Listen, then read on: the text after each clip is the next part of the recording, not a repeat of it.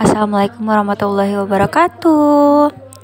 Hari ini kita akan belajar matematika materi ketiga tentang menyajikan data. Nah,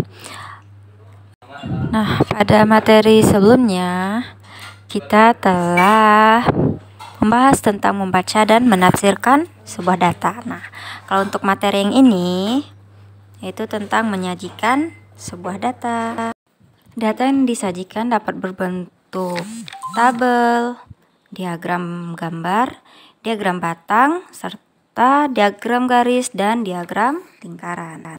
Nah, di sini Ibu punya contoh data nilai ulangan matematika siswa kelas 5. Nah, pada data nilai ulangan tersebut kita lihat bahwa ada siswa yang dapat nilai 6, ada siswa yang dapat nilai 7, ada siswa yang dapat nilai 8, ada siswa yang dapat nilai 9, dan siswa yang dapat nilai 10. Nah, untuk setiap nilai itu kita hitung berapa banyak angkanya muncul. Misal seperti angka 6. Angka 6 ternyata muncul sebanyak 5 kali. Itu berarti bahwa terdapat 5 siswa yang mendapat nilai 6. Atau dalam nilai 6 terdapat 5 siswa yang mendapatkannya. Nah, setelah datanya kita analisis seperti itu, kemudian baru bisa kita masukkan ke dalam, misal contoh kita masukkan ke dalam bentuk sebuah tabel. Misal contoh ini tabelnya. Nah, dari data tadi yang telah kita analisis dan telah kita simpulkan, dapat kita masukkan ke dalam bentuk sebuah tabel seperti yang ada pada contoh yang telah Ibu tampilkan tersebut. Nah, itu untuk data yang disajikan dalam bentuk tabel. Nah, bagaimana kalau data tadi yang kita punya kita sajikan dalam bentuk diagram gambar. Contohnya seperti ini. Nah, untuk menyajikan data dalam diagram gambar ada beberapa langkah yang bisa kita ikuti. Nah, contohnya yang pertama, untuk mewakili gambar atau untuk mewakili sebuah data, misalnya tadi kan siswa. Nah, kita dapat menggambar untuk gambarnya itu menggunakan gambar bentuk orang. Nah, misal atau kalau misalnya data kita itu berbentuk misal data makanan. Nah, bisa jadi kita buat di situ misalnya mangkok atau gelas, atau misalnya datanya hobi. Misalnya hobinya bermain bola. Kita buat gambarnya itu untuk mewakili hobi yang bermain bola tadi, misal gambarnya bisa bola, entah itu bola kaki, bola basket, ataupun bola voli dan bola-bola lainnya. Nah, itu gambar yang mewakili data. Yang kedua adalah tentukan juga tadi banyaknya data, misal seperti nilai ulangan. Nilai ulangan kan siswa yang mendapat nilainya 6 ada sebanyak 5 siswa, maka gambar orangnya kita gambar sebanyak 5. Nah, itu untuk menentukan banyaknya data. Yang ketiga, ubahlah bilangan yang menyatakan banyaknya data menjadi gambar. Nah, seperti yang kedua tadi, misal contohnya tadi tuh kan yang siswa yang mendapat nilai ulangan 6 itu sebanyak 5 siswa, maka gambar orangnya itu harus sebanyak 5 orang. Nah, seperti itu untuk penyajian data dalam bentuk diagram gambar.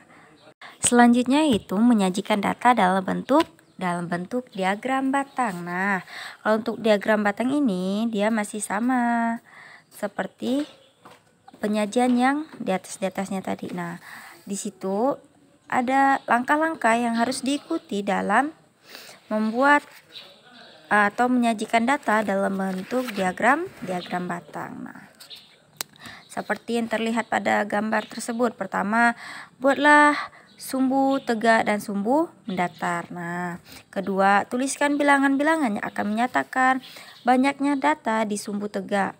Kemudian yang ketiga, tuliskan setiap kategori data di sumbu tegak. Nah, kalian bisa baca itu ada 4 langkah untuk menyajikan data dalam diagram batang, dan contohnya ada pada gambar yang di bawah. Nah, itu dia. Selanjutnya menyajikan data dalam bentuk diagram garis. Nah, seperti yang udah ada pada contoh. Pada contoh terdapat data suhu badan seorang pasien. Nah, misalnya ada pasien nih datang nih.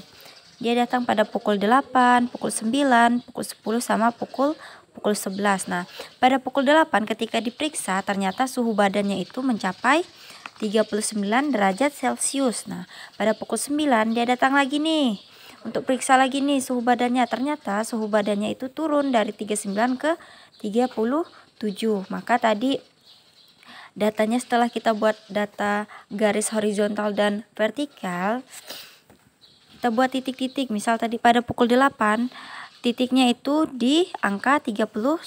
Nah, pada pukul 9 angkanya itu di titik 37. Nah, pada pukul 10 angkanya berada pada titik 38. Nah, kembali lagi pada pukul 11 titiknya itu berada pada angka 36. Nah, setelah kita membuat titik-titik tadi, kita hubungkan antara titik ke 1 dan titik dari titik 8 ke titik 9, dari titik 9 ke titik 10, dan dari titik 10 ke titik 11. Nah, kalau sudah dibuat atau dihubungkan dengan garis-garis tersebut, maka data kita telah atau dapat kita sajikan dalam bentuk diagram garis. Nah, yang selanjutnya yaitu menyajikan data dalam bentuk diagram lingkaran.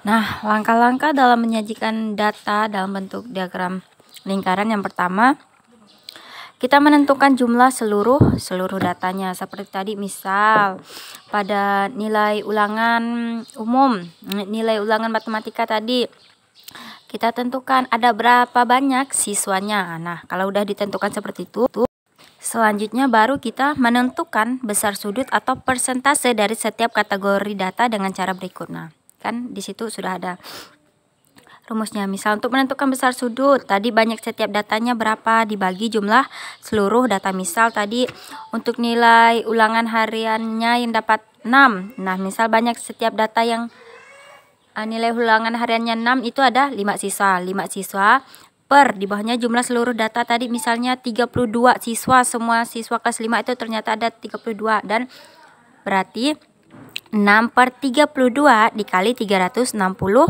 derajat. Nah, itu kalau untuk menentukan besar sudutnya. Kalau untuk menentukan persentasenya juga sama seperti menentukan besar sudut. Nah, setelah itu yang ketiga adalah kita membuat lingkaran. Dan lingkaran itu kita bagi menjadi berdasarkan besarnya sudut yang telah kita tentukan di langkah yang nomor 2. Nah, langkah yang terakhir baru kita menuliskan kategorinya. Misal tadi kan kategorinya ada yang mendapat nilai 6, 7, 8, 9 dan 10. Nah, di situ juga ada gambar contoh diagram lingkaran data warna kesukaan siswa sama keduanya. Nah, yang membedakannya adalah pada lingkaran pertama itu data warna kesukaannya disajikan dalam bentuk persentase. Nah, itu ada persennya 16%. Kemudian yang kedua, pada lingkaran kedua itu datanya disajikan dalam bentuk satuan derajat atau dalam bentuk besaran sudutnya. Nah, itu adalah beberapa cara untuk menyajikan sebuah data. Nah, sekian daripada materi kita untuk materi yang ketiga. Terima kasih.